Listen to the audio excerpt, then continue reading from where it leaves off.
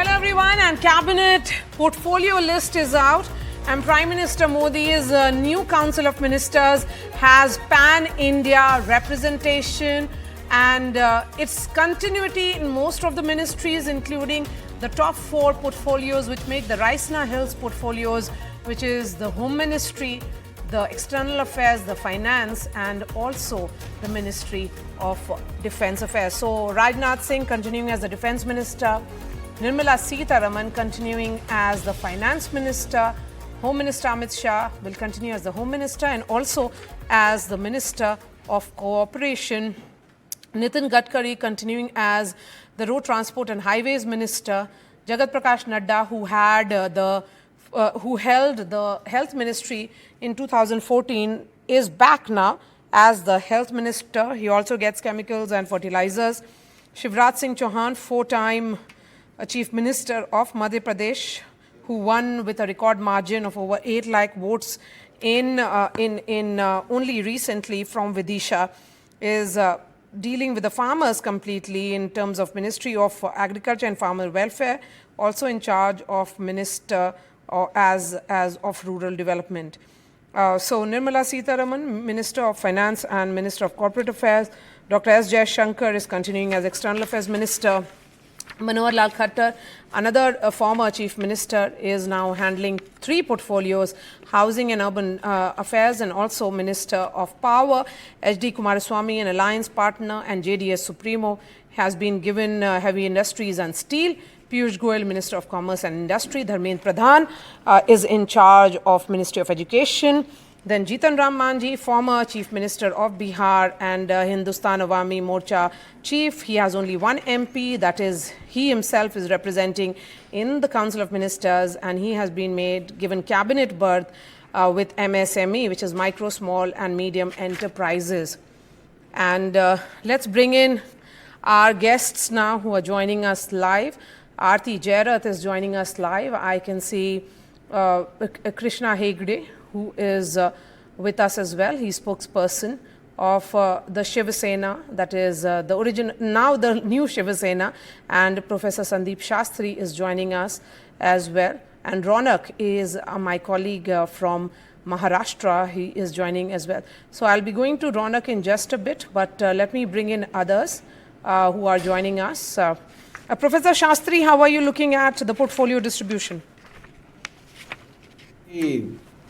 Skillful way in which the portfolio distribution is happening. As you said, the key ministers of the previous government have been retained in their important portfolios. Even other BJP ministers who have been shifted, many of them have been shifted to more important portfolios, like Jyotiraditya Scindia has now been given information technology, which I think is a very, very key ministry. Ashwini Vaishnav looks after 2 very critical ministries, information and broadcasting, along with his earlier... I'll correct you. The information, Jyotiraditya Scindia has communications. Information technology. Which is that communication. He has he's Minister of Communications and Minister of Development of Northeastern region. The Minister of Telecommunications. That's what we mean by information technology nowadays. Okay, so please go ahead. Electronics and IT is with Ashwini Vaishnav, and so is INB with Ashwini Vaishnav. Okay, right. So, but even then, the telecommunications and Northeast welfare portfolio, I think, is a much more significant portfolio than civil aviation, which Jyotiraditya has got. And I think the ministers who represent the coalition partners have been accommodated, but then their portfolios are not that key portfolios. So accommodation in the ministry is done. And I think what has happened is the ministers representing the non-BJP NDA, I think their focus is much more on support to the states where they have their governments, rather than so much the focus on the type of ministry that they have. You have heavy industry, you have steel, you have Panchayati Raj. These are the type of portfolios. You have civil aviation. These are the portfolios which have been given to the non-BJP NDA ministers. But I think at the end of the day, it's a very skilled management of the portfolios. And I think the performing ministers in the previous government have been retained and given more critical responsibilities. And wherever the alliance partners needed to be provided accommodation in the cabinet with relevant portfolios, they have been brought in. So I think all in all, it looks to be a very carefully crafted and curated portfolio distribution. Aarti, your initial thoughts? I would say it's continuity through and through. Absolutely, Maria. We've been discussing this for the last 2 days. I think for Prime Minister Modi, it was very important to send out the message that even though this is a coalition government, it is still, there is a continuity in terms of policies, governance goals, the vision, looking forward up to 2047. I think this was a very important message that the Prime Minister wanted to send out, which he has been doing for the last 2-3 days. And finally, of course, now that the portfolio list is out, you can see that message written large and clear on that list. He has retained, contrary to the speculation that there would be some changes in the Big Four and so on. If at all there was pressure, I don't know if there was pressure behind the scenes, but I think he's made it very clear that, the Big Four will remain with the BJP, with the people he trusts, and the core ministries, which are important for his vision of development of, Viksit Bharat 2047, those core ministries remain with the team that he trusts. The people who have worked with him for the last 4 or 5 years and in whom he has developed enormous amount of faith. Yes, and technocrat in Ashwini Vaishnav. He's continuing as Minister of Railways, but he has been given additional charge also of information and broadcasting. He's got 3 portfolios. Yes, 3 portfolios. It just shows how much faith the Prime Minister has in his ability to deliver. Okay. So, welcome Zafar Islam to this broadcast. And we also have Brij Mohan Srivastava of NCP, Ajit Pawar faction. Zafar, your thoughts on the thought that has gone behind this crafting of the portfolios of Prime Minister Modi's new cabinet? Well, first of all, he has put all the speculation to bed, because there are many people who are speculating in the marketplace and elsewhere that the finance minister will be changed, the new finance minister, somebody else will become the finance minister, somebody else will become the external affairs minister. Likewise, many other changes were proposed in the marketplace and elsewhere by the people, thinking that though continuity will not be there. But the Honorable Prime Minister very carefully had thought in 2019 who should be given the responsibility, who has the age with them, they're young, dynamic, and they understand that particular space very well, and those have been given the responsibility in 2019, and then continuity is there. Today they have been retained for the same position. There is a level of confidence they have demonstrated for the Prime Minister and outsiders that they have the right side of a skill set and the capabilities to discharge the responsibility as particular minister. So all the senior positions have been retained. The Shivraj Singh Chauhan, they have been given a very good portfolio of agriculture as well as rural development. Ashwini Vaishnav, as somebody was rightly saying, that he does a lot of confidence and he enjoys the confidence of the Honorable Prime Minister. That's why he has also been given railways, which is there. He has done exceedingly good job, and that is something which has been again given to him. But all the other ministries, if you think, youth have been given, like for instance, Chirag Paswan have been given sports, youth and sports. And Annapurna Devi has been given women and child development. So likewise, Paswan has been given food processing industries. As well as the sports. No, Mansukh Mandavia has youth affairs and sports. Oh, okay, sorry. So all the media channels, they do a lot of speculation, they put all the other names, but now I have the full list, so perhaps I will see those names and see the right kind of portfolio as well. Having said that, what is important that every single ministry have been thought through who should be the right person, whether from alliance, whether we have to draw strength from the alliance, that or skill set we have to draw from the alliance partners or within the BJP.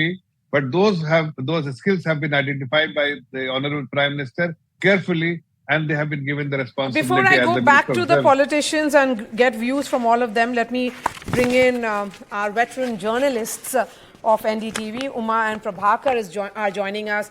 Uma ma'am, starting with you, a full analysis, not just of Andhra and Telangana, but other states also in southern India.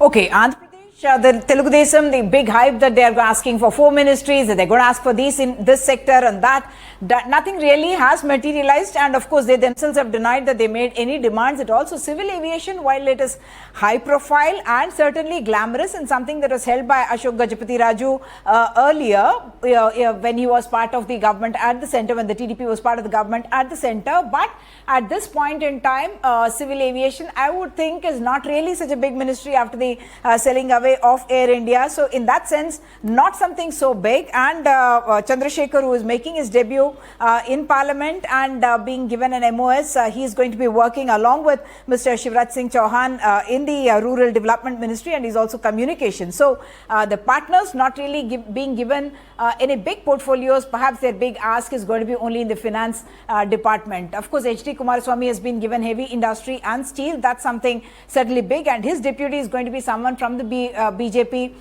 in Andhra Pradesh, the third minister from Andhra Pradesh, Bhupitiraju Srinivas Verma, a loyalist of the BJP and someone who was not really expecting to even contest these elections, but is now Minister of State and is going to be deputy in that sense to Kumaraswamy. Yes, again, V. Somana being given Jal Shakti, very important portfolio, also very relevant in the terms of Karnataka's water and other needs as well. And this portfolio allocation with L. Murugan and Kerala as well, if you have to look at it. L. Murugan, who has got Minister of State for INB and Parliament Affairs. The BJP is certainly looking at Tamil Nadu because they realize that that's a space where they are going to create political space for themselves and increase the capital, and Annamalai therefore was retained there. And going to Kerala, where in fact the BJP has increased its vote share so much more. George Kurian was that surprise element who was brought into the cabinet, and he's someone who was very close to the BJP leadership there and someone who has handled minority affairs as part of the National Minority Commission, very trusted, and he's being given an MOS in minority affairs and also fisheries, animal husbandry and so on. So the big picture, certainly the continuity, the trust in those senior members who have delivered in the past as well. All of them have a track record of delivery, and the Modi government certainly going with them while accommodating the allies, but not any big portfolios given away to the allies. I would think most of the critical portfolios really staying with the BJP in many senses. Yes. The experience from the state certainly being used well, like Mr. Shivraj Singh Chauhan being given agriculture, and rural also development, Manohar Lal Khattar. and So I think Panchayati Raj as the well. emphasis- Very, very important portfolios. Yes, absolutely. And Mr. Manohar Lal Kumaraswamy Khattar. also, former minister, former chief minister, and now being accommodated in one of the heavyweight portfolios. Prabhakar, a word from you on Bihar in total. 8 ministers is what the state has got in its quota this time. Yeah, we have 8 ministers, and seeing this cabinet portfolio distribution from the Bihar's perspective, especially JDU first, it was being talked about that JDU is pressing for railway, which actually they didn't got. Now Lalan Singh has got Panchayati Raj, which would be relevant for a state like Bihar. He also got animal husbandry and fishery, where he can use his office to make a difference here back home. And you have Ramnath Thakur, who is a MOS agriculture. So that is another important ministry which JDU was talking about. We had always talked about the railways, the Panchayati Raj, and the core ministries which JDU was eyeing. The other alliance part like Jitan Ram Manjhi has got MSME, again a good ministry to work for, and Jitan Ram Manjhi can make a difference here back home in Bihar using that ministry. Chirag Paswan got food processing, and remember, food processing in one ministry which was once held by his father, then by his uncle. Now Chirag Paswan is the minister here, and then you have textile with Giriraj Singh. There's nothing much to do in textile as far as Bihar is concerned. MOS Nityanand Rai retains the same ministry as MOS Home. So there is a complete continuity over there. And they have your two state ministers from BJP quota, Mr. Dubey, who has got MOS coal, so nothing much to do in coal as far as the Bihar is concerned. So he would be functioning as a minister, but not much difference he can make in Bihar. And then you have MOS Jal Shakti, Mr. Nishad from Muzaffarpur. So MOS Jal Shakti is another important ministry which Bihar has got as a MOS in their quota, and hopefully that would make some difference in Bihar. Okay, but interestingly, all the buzz that was there around TDP demanding Speaker's chair, that has been put to rest for the moment because they have got the same portfolio that they had last time around. Sam, I'm going to come to you, and similarly with regards to JDU, the buzz around the railways ministry, because that's with Ashwini Vaishnav, who's continuing to be the railways minister. I'm going to come back to all the reporters. Let me go back to the guests who are joining us. Adil Singh Boparai, your views on the Council of Ministers. Well, Maria, this is the prerogative of the Prime Minister. But having said this, I see inherent contradictions and I see a diminished government. You have Mr. Ajit Pawar's party declining to join the government on account of portfolio allocations. You have the TDP, which is seeking the post of a convener and the speaker. If the BJP does not oblige, there is bound to be heartburn and rankling. Then you have Mr. Eknath Shinde, who's visibly disappointed with just one MOS. So therefore, this is a diminished government. You have the allies and you have the BJP pulling in different directions. However, it's much early in the day. I think the days, weeks, and the months to come will really bear testament to the actual functioning of the government. But another critical point which I would like to highlight is, and perhaps the BJP hasn't learned from its follies, one of the main reasons why the result was why it was is because of the economy. You had unemployment, you had rural distress. One would have imagined that the government and the Prime Minister would have made certain changes in the finance portfolio. Because unfortunately, you have a finance minister who's not willing to acknowledge the problem. How will you chart out a roadmap or solutions to alleviate the economy when your minister is not even willing to acknowledge and diagnose the problem? So one would have imagined that there would have been a change, or at least a change of policy when it comes to finance, which has clearly not been done. Okay. So Krishna therefore, Hegde, of course, the portfolio distribution is the prerogative of the Prime Minister, and the entire council is answerable to him. He represents the council, he heads the Council of Ministers. But Krishna Hegde, till when will Shiv Sena, get upset? How long will? No, I mean, in fact, that is a question to Brij Mohan Srivastava. For how long will you continue to be upset?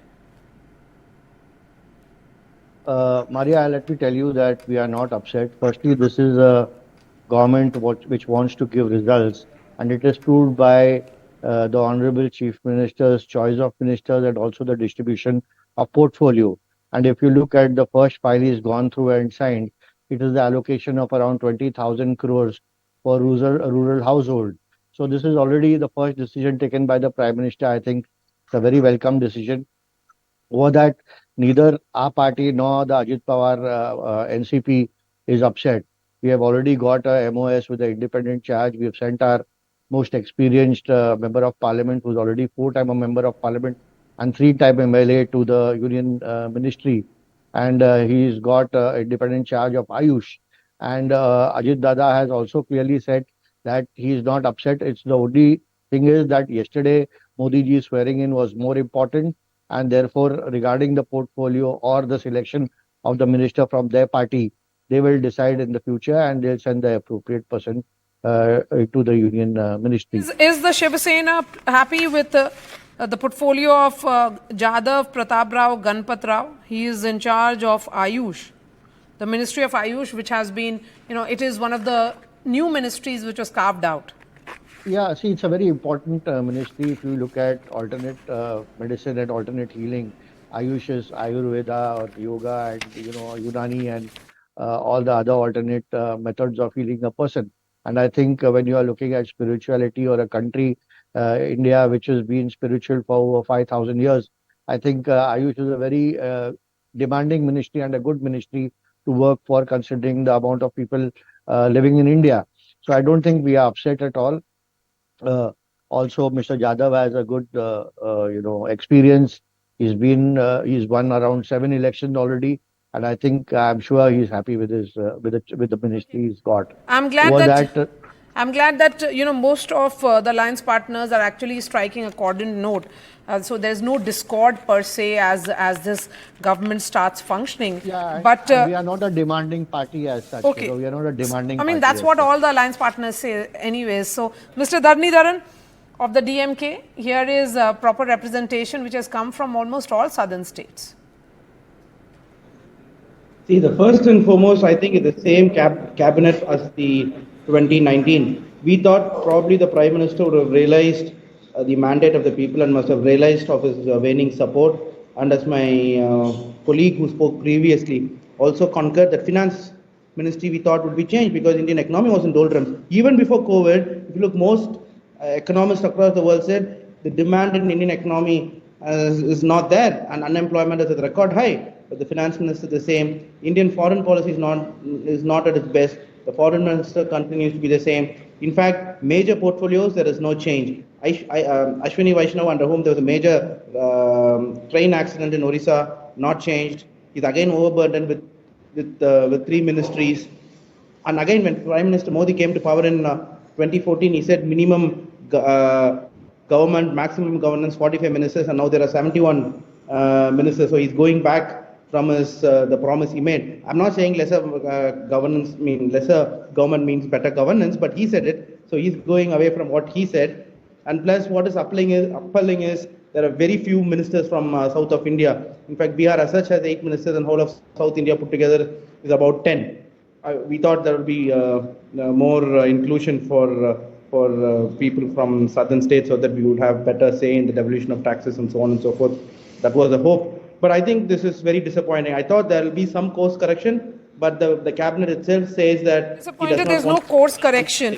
Zafar Islam, one of the talking points of this election certainly was, I can see the TDP representative also joining us, Professor Jyotsna. Thank you and welcome to this broadcast. Zafar, I'm coming to you. One of the concerns of this election, and it was certainly an important issue on the ground, was the issue of unemployment, which your government, it appeared, had not addressed it rightly. How are you really addressing with this kind of portfolio distribution? Well, Maria, there are 2 things which is very important. First of all, it is a blanket statement that we have not addressed is absolutely away from reality, because we definitely had addressed, and that's why if you see the unemployment rate is 3.1%, which is better than last few decades. Away from that, if you really want to create more jobs, because it's the demographic dividend what we have, and that we want to really capitalize on that, then we definitely need to create more and more jobs for. And that's why the Honorable Prime Minister has very candidly and very clearly has articulated that what is the plan for future 100 days and 125 days. 25 days is dedicated to youth, and the 100 days is for the developmental program which will be undertaken by the ministry primarily to make India as a manufacturing hub. So we have created world-class infrastructure, what was required for the global companies to set up shops in India, which we have been able to do now. And then, of course, many global companies are looking to set up shops in India, and they will export out of India. So we'll create many white-collar and blue-collar jobs going forward, and that is something the process has begun. You will see a lot more jobs being created, and more than what we had created in the past. Professor But there is Jyotsna? no concern as such as what people said that there is an unemployment we have not been able to address. Okay. We have been Professor able to address, Jyotsna, but since we have 2014 you held that dividend, portfolio educated of youth, we must create civil more jobs. aviation, and you have got that portfolio again, the TDP as a party. Yes. Maria, good evening, everyone. And I think, yes, here the point is we have got it for the most, I think, the youngest MP in the country. And he has time and again proved himself as the efficient MP. He is the Sansad Ratna. So definitely he's going to be performing excellently. That's one belief he had. And in fact, during 2014 also, when we had Shri Ashok Gajapati Raju Garu as the Civil Aviation Minister, we have performed extremely well in that department. So this time also, TDP is going to be creating a mark and our MP and our minister, I should say, Sri Ram Mohan Naidu Garu is going to be the most efficient minister in Modi ji's cabinet. Let me vouch for it. Truly, Maria. And Okay. here I was listening to a statement by one of the co-panelists, I suppose, or you. I missed it, Maria. But TDP has never demanded anything. We haven't demanded the speaker. We haven't demanded anything. Any plum ministries, nothing. Agar ministry milta hai, are the Okay, I think Uma ma'am will be able to counter that. Let me bring her as well as we put have Professor Jyotsna also on the screen. Uma ma'am, you wanted to pitch in about this point that has been made that we Yes. never asked for any portfolio. There was no choice per se.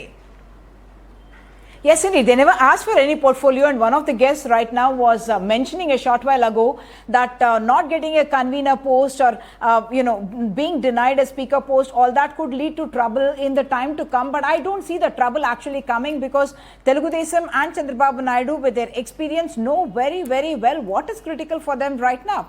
While civil aviation is a glamorous portfolio, a high-profile portfolio, and Chandrasekhar has got the Minister of State for Communications and Rural Development. That's also a decent portfolio, in fact, to get. But their focus is really going to be on getting the money from the center for building. You were asking about jobs that to Jyotsna, about creation of jobs, and the Telugu Desam has actually promised 20 lakh jobs in the next 5 years. That perhaps will start happening if the money flows into Amravati, because when Amravati got stopped, that's when all the activity, construction activity, and a lot of jobs actually was lost in that area, and they are hoping to be able to create that economic momentum once more in Andhra Pradesh, around their capital now, which is going to be Amravati, around Vijayawada, and be able to create that kind of a momentum. But Jyotsna, certainly there is a disappointment that a speaker's post is not given. While you are saying yes, Ram Mohan Naidu may turn out to be one of the most efficient. He is well spoken, and he has proved to be a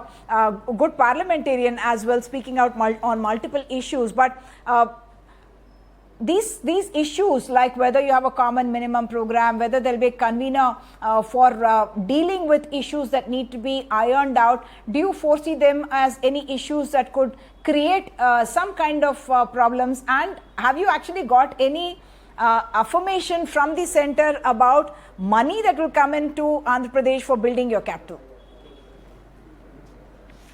Into alliance, we were very clear, and in fact I should say crystal clear. We said what we want is development of the state of Andhra Pradesh. It's not plum portfolios, it's not speaker. I'm sorry again, time and again I'm telling you, we have not demanded any post and we have not been denied any post. Let me put it very clearly here. Uma ma'am, thank you so much for joining us. And Professor Jyotsna, continue to be with us. We are slipping into a short break. This remains our top focus here on NDTV. The much awaited portfolio list of the new Council of Ministers of Prime Minister Modi is out.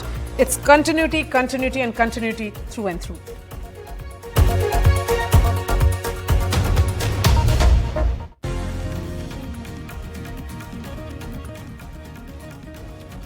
Welcome back. We are continuing to analyze Prime Minister Modi's new Council of Ministers, the big message that is coming from it, and are there several layers to the messaging that is there as well?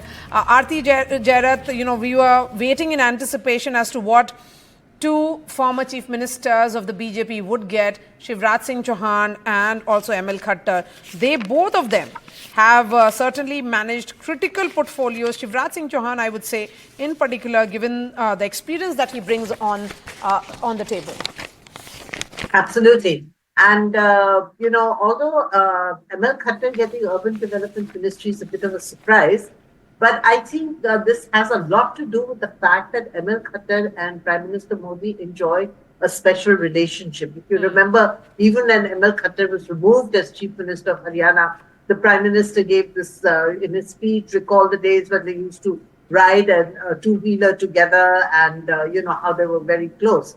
So urban development is extremely important for Prime Minister, particularly with the Central Vista project and this whole, kind of revamp that is going on of Delhi to, recast Delhi in a new image. And so obviously he would like somebody he trusts, somebody he vibes well with. And I think ML Khattar is a man, and that is why he has chosen him. So, I just want to make one point, about this point that I think Adil made about changing the finance minister because, unemployment has emerged as a major issue in this election. The fact is that I think the Prime Minister drives this government. It is the Prime Minister's policies that are implemented by his ministers. So, it's not I think the reason Nirmala Sitharaman is there is because, again, she's somebody who vibes well with Narendra Modi and she carries out, what Narendra Modi wants her to do. So if anybody is to be blamed for this unemployment thing, the blame has to, buck stops at the PMO. The buck stops at the PM's table. And I do hope that in his third term, the Prime Minister will look at this issue of unemployment because I think unemployment... Adil and Zafar Islam on the screen now. And perhaps they'll be able to explain how will this be playing out, particularly on the issue of jobs. Adil raised some concerns, particularly. Adil, if you can hear me.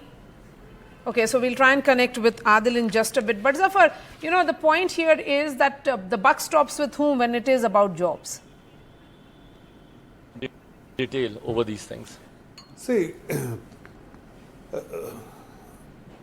yes, go ahead, Zafar. when whatever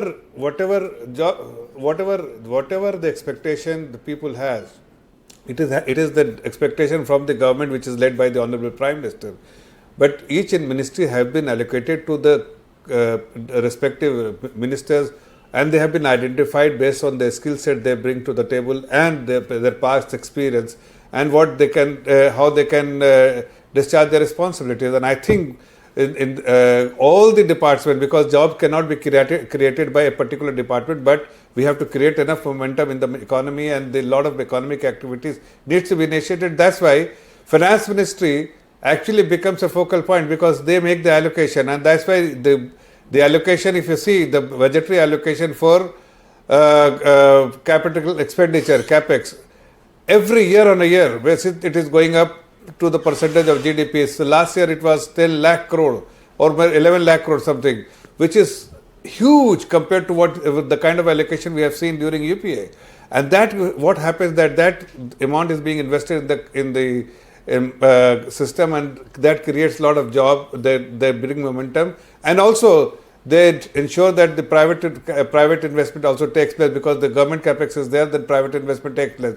Unfortunately, because of the banks was not in a position, because of we had inherited banks in a very terrible condition. We had a lot of NPS, and that's why we were not in a position. Bank was not in a position to lend large amount of money to private investors, industries, purely because the capital adequacy they had to maintain. So we capitalized those banks. Now banks are in a position to lend, and they are lending now. So we will see a lot of momentum. Private capex will take place, government capex will go up, and we have the demographic dividend. A lot of global companies are setting up shop here. The export will be the manufacturing hub, then export will happen out of India. So you will see a lot of economic activities, and job will be created going forward. And this is the plan the Honorable Prime Minister has, and they have the Prime Minister of State, in fact, Sri Bhagirath Chaudhary is joining us now. Mr. Chaudhary, really appreciate your time. He has been given the Minister, is now the Minister of State in the Ministry of Agriculture and Farmers Welfare. He comes from the state of Rajasthan, an important state certainly, politically and also from the point of view of farmers and other caste combinations. Mr. Chaudhary, thank you so much. आप अपनी नई जिम्मेदारी को किस तरह से देख रहे हैं? मैं एक भाग्यशाली हूँ कि एक छोटा सा एक कार्यकर्ता साधारण किसान के परिवार में मैंने जन्म लिया है, और उसको दोबारा भारतीय जनता पार्टी ने उम्मीदवार बना के मुझे भेजा, और जनता ने और कार्यकर्ताओं ने, हमारे नेताओं ने, सभी संगठन के पदाधिकारियों ने मुझे भरपूर सहयोग आशीर्वाद देकर मुझे दोबारा सांसद बना के भेजा है। और इस देश के प्रधानमंत्री नरेंद्र भाई मोदी जी, जो विश्व के सबसे लोकप्रिय नेता हैं, उस टीम में भागीदारी बनने का मुझे अवसर मिला है। मैं उसके लिए प्रधानमंत्री जी को और शीर्ष नेतृत्व का मैं आभारी हूँ। और मैं ये कह सकता हूँ कि प्रधानमंत्री नरेंद्र भाई मोदी जी ने जो गरीब को गणेश मानकर जो 10 साल में काम किया, उन्होंने चाहे शौचालय की बात हो, चाहे उज्ज्वला योजना की बात हो, चाहे जनधन खाते की बात हो, चाहे किसान सम्मान निधि देने की बात हो, चाहे जल जीवन मिशन की बात हो, धारा 370 हटाने की बात हो, चाहे नागरिकता संशोधन बिल लाने की बात हो। इस बार राजस्थान में भाजपा का परफॉर्मेंस जो उसका एक्सपेक्टेशंस है उससे बहुत कम रहा। जिस तरह का स्ट्राइक रेट 2014 और 2019 में दिखा था उस तरह का नहीं रहा है। परफॉर्मेंस क्यों खराब हुआ? आप लोग लगभग 10 सीट का नुकसान हुआ है भाजपा को। देखिए, राजस्थान में प्रथम और द्वितीय चरण के अंदर जो चुनाव हुए थे और विपक्ष ने एक जबरदस्ती एक झूठ बोलकर एक प्रोपेगेंडा आम जनता में फैलाया उन्होंने कि मोदी जी SC ST और OBC आरक्षण खत्म करेंगे, संविधान को बदल देंगे और उन्होंने कहा कि हर महिला के गारंटी कार्ड उन्होंने दिया कि 1 लाख रुपए उनको हम देंगे। ये झूठे भ्रमित करके जनता को गुमराह करने का कोशिश करी उन्होंने जातियों में वैमनस्यता फैलाने की कोशिश करी और हमारी कहीं न कहीं कमी खामी रह गई कि जो कांग्रेस ने जो झूठे अफवाहें फैलाकर झूठे वादे करके और उन्होंने जनता को भ्रमित किया, कहीं न कहीं हमारी कोई कमजोरी रह गई। उन बातों को हम जनता को वापस ठीक ढंग से कन्वे नहीं कर पाए। इस वजह से जो 2014 और 2019 में 25 की 25 सीटें आई थी, अब की बार हम मानते हैं कि हमारी जो उम्मीदें के मुताबिक सीटें नहीं आई भी, परंतु मैं विश्वास के साथ कहता हूँ कि झूठ ज़्यादा दिन नहीं चलती है, सच आखिर सत्य की विजय होती है। फिर भारतीय जनता पार्टी आने वाले समय में 25 की 25 लोकसभा सीट जीतेगी और चाहे पंचायत राज के चुनाव हो, चाहे नगर निकाय के चुनाव हो, भारतीय जनता पार्टी फिर परचम फहराएगी। ओके, माय लास्ट क्वेश्चन, मेरा आखिरी सवाल आपसे यह है कि इंटरनल डायनामिक्स की बात होती है राजस्थान के कॉन्टेक्स्ट में। ये भी चर्चा हो रही है कि जो पुरानी मुख्यमंत्री हैं उन्होंने पार्टी के हित में काम नहीं किया। आप किस तरह से देखते हैं? देखिए, वो तो मेरा अधिकार ही नहीं है, मैं ये बात कर सकता हूँ और नहीं मैं इतने मेरा सामर्थ्य है। मैं तो ये मानता हूँ कि भारतीय जनता पार्टी एकजुट है, कहीं कोई ऐसा कुछ नहीं है। एक जबरदस्ती भ्रम फैलाने का काम है।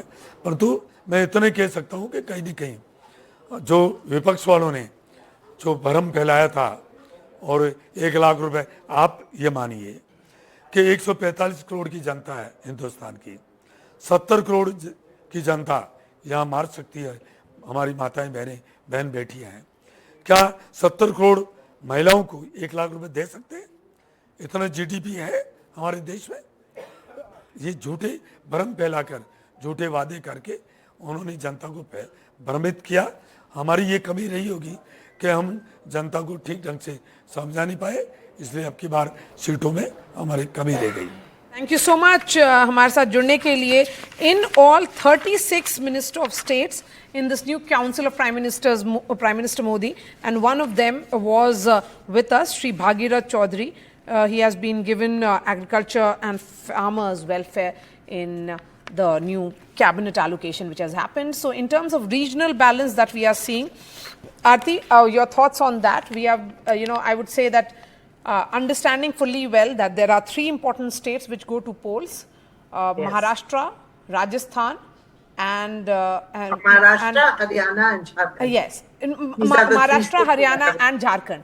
These are 3 states going to polls towards the year end, and the indications from the Election Commission is also that Jammu and Kashmir could be polling somewhere in September, October. So, and you have a disgruntled ally here in NCP already. Well, I think Maharashtra is going in for a very big churn, Maria. I mean, I really don't know the shape of politics in Maharashtra, because I do believe that there's going to be a lot of alignments and realignments in Maharashtra before the polls. There's not much time left. The polls are due in October. Preparations must already have to begin because, 2 months goes in campaigning. So 2 months left really for them to get their house in order. And I think it is the BJP, which has to, because the BJP's entire strategy has unraveled in Maharashtra. With Your thoughts, Aarti? We have the Minister of State in the Ministry of Education, Sukanta Majumdar, now on the phone line with us. Mr. Majumdar, how are you looking at your own portfolio and the role that has been given to you? See, we are the Karyakartas of Bharatiya Janata Party, and whatever decision taken by our Honorable Prime Minister Shri Narendra Modi ji, it is our duty to fulfill his vision. So, this government is nothing but the continuation of Modi 1.0, 1.20. So, obviously, it's a continuation work. We have to follow the vision of Honorable Prime Minister, and being a Karyakarta, it is my duty to perform the hard work according to the guidance of Narendra Modi ji. And overall, I think the big messaging that is coming in, particularly of the state, which is, Bengal. In Bengal, you have faced a massive setback. You were expecting to better your numbers, but you have only gone down. Yes, in numerical sense, it is a little bit setback for us, but there are so many positive things if you can find out from the result that we still, this time we own 90 assemblies. It was 77 in 2021. Not only so, in 146 assemblies, BJP obtained more than 40% vote. So all these 146 assemblies are very promising assembly, and this is just the mark what we need to form the government. Okay. Sukanta Majumdar, coming to the big challenge that is coming for the BJP in the East, except for Odisha, which performed better than your expectations, in Bengal, you faced massive setbacks. You were not expecting, say, a Kirti Azad or a Shatrughan Sinha to win. All of them ended up winning. In fact, the TMC went really high from its previous tally of just 22 in 2019. Yes, they have increased their number, no doubt in that. For that, I would like to congratulate the TMC officials. But the thing is that among this data, I have also introduced some data to you, which I feel very promising, because after 2021, when I took the charge as a state president, at that time, the kind of setback we actually observed after the assembly election, it was really devastating. That much I can say. But from that devastating ending, now I feel it is a good beginning. All right, Sukanta Majumdar, Union Minister, congratulations and wishing you all the best for the new responsibility that you will begin tomorrow. But let's listen in now to what RSS Supremo Mohan Bhagwat has said in what will be seen as an important post-poll message. बाहर तो वातावरण दूसरा है, चुनाव संपन्न हुए, उसके परिणाम भी आए, कल सरकार भी बन गई, ये सब हो गया, लेकिन उसकी चर्चा अभी तक चलती है। जो हुआ वो क्यों हुआ, कैसे हुआ, क्या हुआ,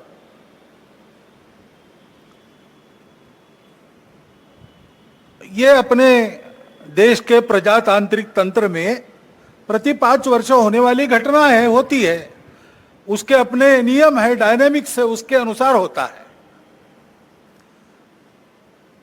अपने देश के संचालन के लिए कुछ निर्धारण करने वाला वो प्रसंग है, महत्वपूर्ण है, लेकिन हम चर्विचर्वण करते रहे, इतना महत्वपूर्ण क्यों है? समाज ने अपना मत दे दिया, उसके अनुसार सब होगा। क्यों कैसे, इसमें संघ के हम लोग नहीं पढ़ते। हम अपना कर्तव्य करते रहते, लोकमत परिष्कार का प्रतिवर्ष करते हैं, प्रति चुनाव में करते हैं, इस बार भी किया है। और चुनाव प्रचार की या चुनाव में जो होता है उसकी बात ऐसी है, वास्तव में तो प्रजातंत्र की अनिवार्य आवश्यक प्रक्रिया है और उसमें 2 पक्ष रहते हैं, इसलिए स्पर्धा रहती है। स्पर्धा रहती है तो दूसरे को पीछे करने का, स्वयं को आगे बढ़ाने का काम होता ही है, होना ही चाहिए, परंतु उसमें भी एक मर्यादा है, असत्य का उपयोग नहीं करना। चुने क्यों जा रहे लोग संसद में जाएंगे, बैठकर अपने देश को चलाएंगे, सहमति बनाकर चलाएंगे। हमारे यहां तो परंपरा सहमति बनाकर चलने की है। वास्तव में संसद क्यों है और उसमें दो पक्ष क्यों है? इसलिए है कि दोनों पहलू उजागर हो। किसी भी सिक्के के दो पहलू रहते हैं, ऐसे किसी भी प्रश्न के दो पहलू रहते हैं। एक पक्ष एक पहलू का विचार करता है तो दूसरे पक्ष ने दूसरा पहलू उजागर करना है, ताकि जो होना है वो पूर्णतः ठीक हो, सहमति बने, इसलिए संसद बनती है। अब ये ठीक है, पिछले 10 वर्षों में बहुत कुछ अच्छा हुआ है।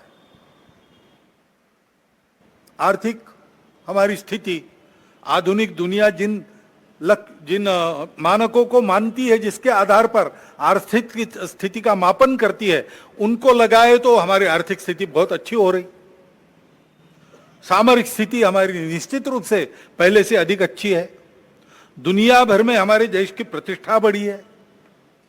कला क्षेत्र में, क्रीड़ा क्षेत्र में, ज्ञान विज्ञान के क्षेत्र में, संस्कृति के क्षेत्र में हम सब लोग विश्व के सामने आगे बढ़ रहे हैं। हमको धीरे धीरे मानना विश्व के प्रगत देशों ने भी शुरू किया है, लेकिन इसका मतलब ये नहीं है कि हम चुनौतियों से मुक्त हुए। Okay, that was Mohan Bhagwat speaking, and he has come up with some very critical messaging for the BJP and also for India in general. Let me go straight to Vasudha, who has been tracking RSS for years now. Vasudha, big takeaways of Mr. Mohan Bhagwat's speech, and where exactly was he making this speech?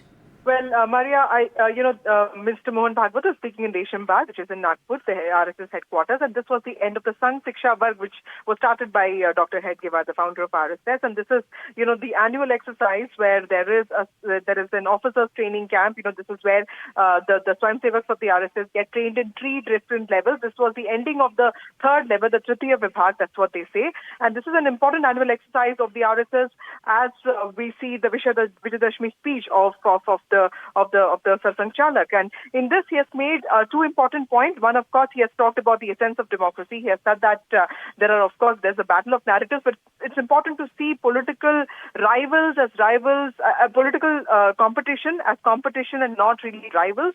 And the second important point that he said was, of course, with regard to Manipur. He said that, that's a state that's been looking at some sort of resolution of conflict, and it's important to understand that, it's important to address that. As with regard to democracy, he said that, the Sangh does not play any role in trying to assess, understand why the society voted in a different way or, different from expectations, because that's not the job of the Sangh. The Sangh basically believes not just in opinion making, but in nation building. That's what he said. And it's democracy is a temple of consensus. It's not of conflict. That's what he has said. Basically trying to say that the RSS has no role in any of the victories or any of the near victories, or for that matter, near defeats. And he has said that, the RSS has only worked to ensure that people come out to vote and exercise their, right in terms of voting, and not really to build any political opinion. So this reminded me of the statement that he made 2 years ago, saying that the RSS does not support any slogan such as Congress Mukt Bharat, which is political.